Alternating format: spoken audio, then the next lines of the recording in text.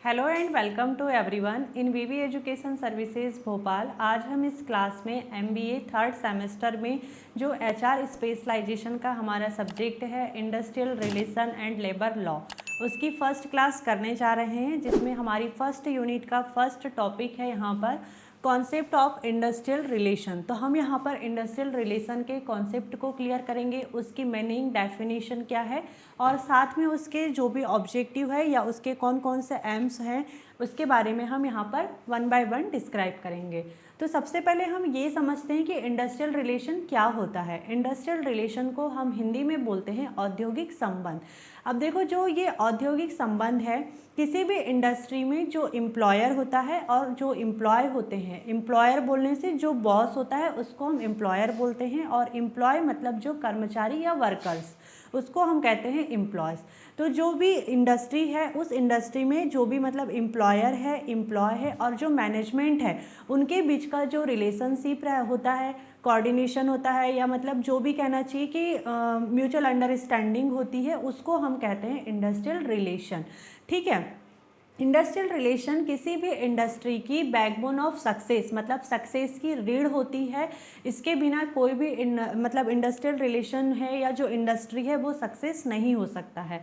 तो देखो, हम यहाँ पर जो इंडस्ट्रियल रिलेशन है उसके कॉन्सेप्ट को हमने अभी यहाँ पर क्लियर किया कि मतलब इंडस्ट्रियल रिलेशन को हम हिंदी में औद्योगिक संबंध कहते हैं, जो एम्प्लॉयर, एम्प्लॉय और मैनेजमेंट के बीच के रिलेशन को शो करता है। अब हम इसकी डेफिनेशन देखते हैं, जिसको हमने यहाँ पर लिखा हुआ है।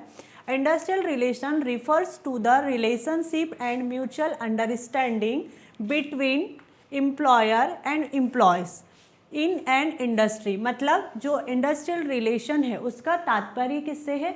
उसका तात्पर्य किसी भी उद्योग में, मतलब जो इंडस्ट्री है, उद्योग है, उसमें जो भी एम्प्लॉयर होते हैं या जो एम्प्लॉयज़ होते हैं, एम्प्लॉयर मतलब बॉस और एम्प्लॉयज़ मतलब होता है कर्मचारी या जो वर्कर्स होते हैं, इन दोनों के बीच का जो रिलेशनशिप होता है या जो इनके बीच में म्यूचुअल अंडरस्टैंडिंग होती है, मतलब परस्पर समझ होती है, उससे तात्पर्य है इंडस्ट्रियल रिलेशन का।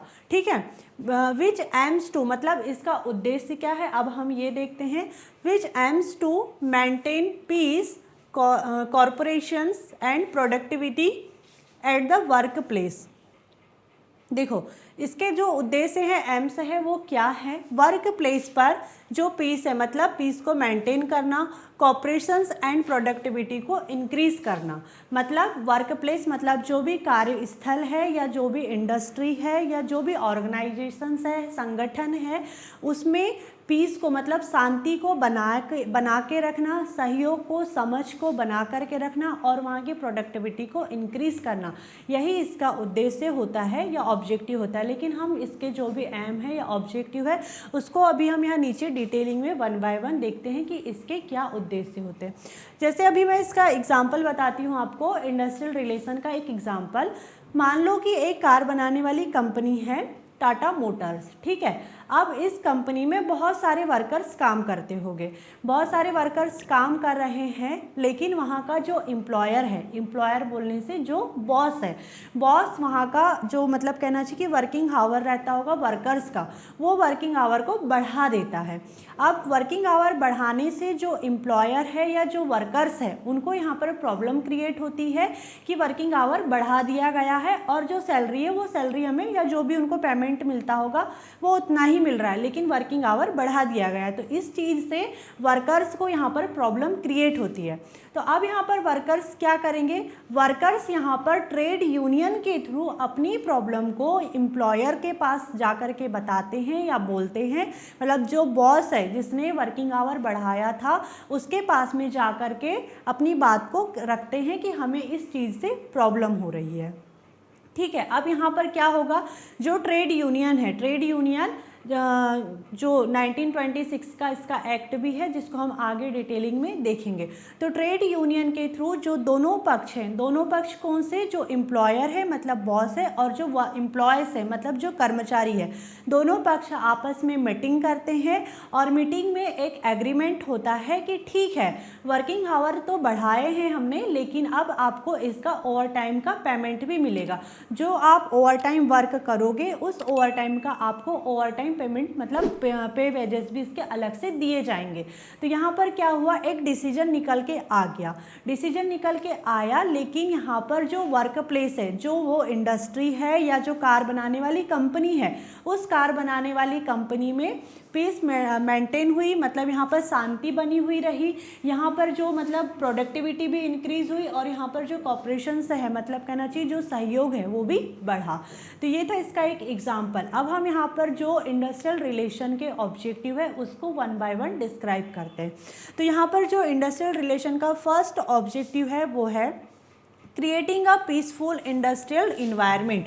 जैसे मैंने अभी आपको एग्जाम्पल के थ्रू बताया था कि कैसे ट्रेड यूनियन ने दोनों पक्षों की मीटिंग करके एक सॉल्यूशन निकाला, जिससे यहाँ पर जो वर्क इन्वायरमेंट रहता है या जो इंडस्ट्री का इन्वायरमेंट रहता है, उद्योग का जो वातावरण है या कार्यस्थल का जो वातावरण है, उसमें पीसफुल मतलब शांति बनी हुई है। फिर उसके बाद में है building good relations between workers and management.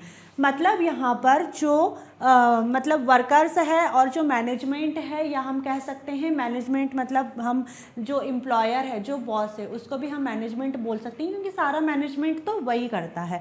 तो जो वर्कर्स है या मैनेजमेंट है, इन दोनों के बीच के जो गुड रिलेशन, एक अच्छे रिलेशन को बना करके रखने का इंडस्ट्रियल रिलेशन का ऑब्जेक्टिव है। फिर उसके बाद में है रिड्यूसिंग इंडस्ट्रियल डिस्प्यूट्स। जैसे अभी एक इंडस्ट्रियल डिस्प्यूट क्रिएट हुआ था वर्किंग आवर को बढ़ाने को लेकर के, मैंने अभी एग्जाम्पल में आपको बताया। तो इसी प्रकार के बहुत सारे इंडस्ट्रियल डिस्प्यूट क्रिएट होते हैं, तो उनको रिड्यूस मतलब उनको सॉल्व करने का भी यहाँ पर इसका ऑब्जेक्टिव है। फिर उसके बाद में है इनहेंसिंग वर्कर्स जॉब सेटिस्फेक्शन। अब देखो, मैंने जैसे अभी एग्जाम्पल के थ्रू आपको बताया, अब यहाँ पर जैसे वर्किंग आवर बढ़ा दिए थे, वर्किंग आवर का उनको मतलब जो ओवर टाइम वो कर रहे थे उसका ओवर टाइम को उन्हें पे वेजेस भी मिलने लगा। तो यहाँ पर एक वर्कर्स के अंदर क्या आया, जॉब सेटिस्फेक्शन आया कि हाँ हमें यहाँ पर जॉब करनी चाहिए, अगर ये हमसे ज़्यादा टाइम काम करवा भी रहे हैं तो हमें इसका अलग से पैसा भी दे रहे हैं। तो ये चीज़ें कहीं ना कहीं एक वर्कर्स या एम्प्लॉयज़ के अंदर जॉब सेटिस्फेक्शन लेकर के आती है। तो इसका यही ऑब्जेक्टिव हुआ कि वर्कर्स के अंदर जॉब सेटिस्फेक्शन को बढ़ाना। फिर है इंक्रीजिंग प्रोडक्टिविटी फॉर एफिशिएंसी। अब यहाँ पर जो ऑर्गेनाइजेशन की या फिर जो मतलब कहना चाहिए कोई भी इंडस्ट्री की जो भी प्रोडक्टिविटी है या एफिशिएंसी है उसको इंक्रीज करना, बढ़ाना, ये भी इसका ऑब्जेक्टिव है। Providing fair wages and good working conditions. अब यहाँ पर देखो फेयर वेजेस मिलना, जैसे वर्किंग आवर बढ़ा तो उसका पेमेंट भी उनको अलग से मिला, ये उनका फेयर वेजेस है। यहाँ पर किसी का मतलब शोषण नहीं हो रहा है कि आप सिर्फ काम करो बस, उसके अलावा आपको यहाँ पर कुछ नहीं मिलेगा। यहाँ पर उनसे काम तो करवाया जा रहा है लेकिन उसका अलग से उनको पैसा भी मिल रहा है, फेयर वेजेस यहाँ पर उनको मिल रहे हैं।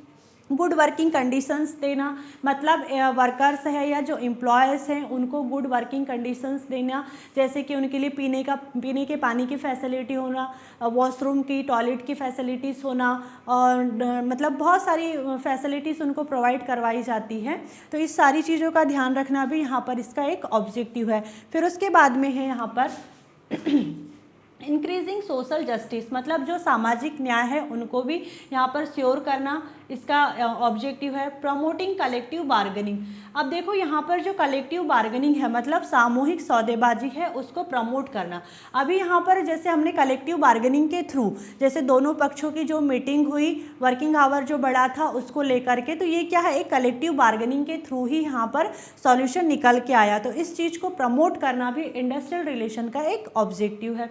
फिर उसके बाद में है इम्प्रूविंग एम्प्लॉय मॉरल, मतलब यहाँ पर जो एम्प्लॉय का मॉरल है मतलब उसका जो विश्वास है कहना चाहिए उसको भी इम्प्रूव करने का इसका ऑब्जेक्टिव है। तो इंडस्ट्रियल रिलेशन क्या है, इंडस्ट्रियल रिलेशन जिसको हम हिंदी में बोलते हैं औद्योगिक संबंध। तो किसी भी इंडस्ट्री में मतलब उद्योग में जो एम्प्लॉयर है मतलब जो नियोक्ता है, एम्प्लॉय मीन्स होता है कर्मचारी, और जो मैनेजमेंट है इनके बीच के जो रिलेशन होते हैं उसी को इंडस्ट्रियल रिलेशन कहा जाता है। I hope this topic is clear and thank you for watching this video.